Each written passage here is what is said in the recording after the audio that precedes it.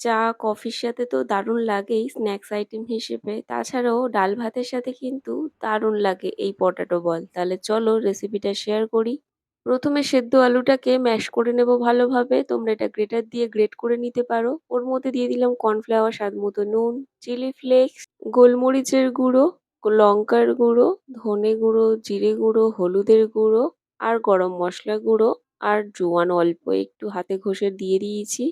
সবকিছু একসাথে হাতের সাহায্যে মিশিয়ে একটা ডো বানিয়ে নিচ্ছি। আমার গলাটা শুনে তো তোমরা বুঝতেই পারছো ঠান্ডা এসে গেছে।